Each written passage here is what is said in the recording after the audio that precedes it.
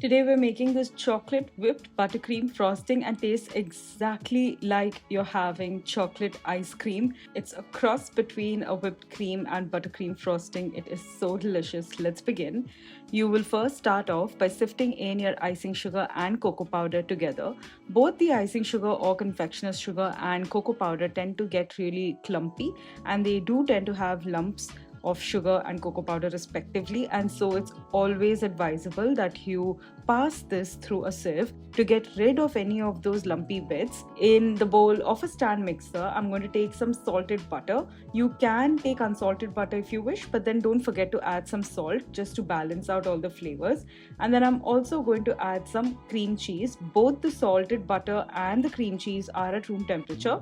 I have just mixed the butter first for about 15 seconds or so using the paddle attachment of my stand mixer till it's smooth out, and then I've added some cream cheese, and now I'll mix it again for about 30 seconds until both the butter and the cream cheese are well combined. The balance of flavors in this chocolate whipped buttercream frosting is just amazing, and the sweetness too is just right. I have made a vanilla version of this whipped buttercream frosting, and I promise you that tastes like you're having a French vanilla ice cream. That's how lush that whipped buttercream frosting is.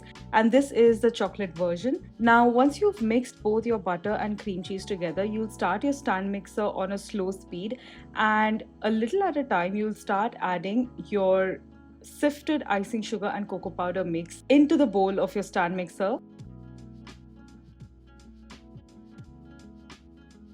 Now, you may notice that it isn't exactly combining very well, and that is to be expected. And so, after every few spoonfuls of the icing sugar cocoa mix that you add into the butter and cream cheese, you will scrape the sides and the bottom of the bowl so that everything gets an opportunity to combine really well together. And then you'll start your stand mixer again on a low speed while constantly adding a few more spoonfuls of the icing sugar and cocoa powder mix.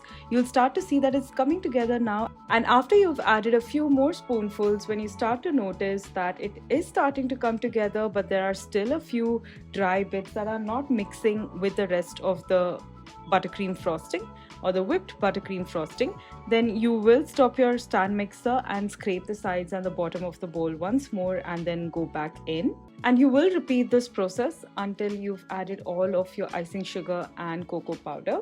Now, although we are using cream cheese in this recipe, it does not add a robust cream cheese flavor, so it isn't essentially a cream cheese frosting.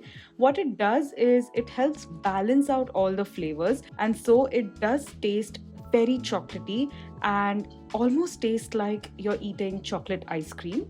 Now, once you've added all of the icing sugar and cocoa powder, you'll stop your stand mixer, scrape the sides and the bottom of the bowl once more, and then go in for 2 minutes on a medium speed. You'll start to see that it lightens ever so slightly in its color, and it increases a lot in volume. That is perfect. Then you'll stop your stand mixer and clean out the paddle attachment and replace it with a whisk attachment, and you will start adding your chilled whipping cream gradually while you're also mixing the frosting on a low speed with your whisk attachment.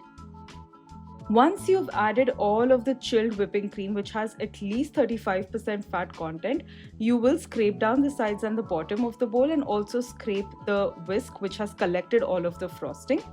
And then you will go in on a medium speed for about 10 seconds until it's all well combined, and then you'll stop your stand mixer and scrape down the sides and the bottom of the bowl one last time, and then go back in for about 1 minute on a medium speed. You want to be careful when you're using whipping cream so as to not over whip it.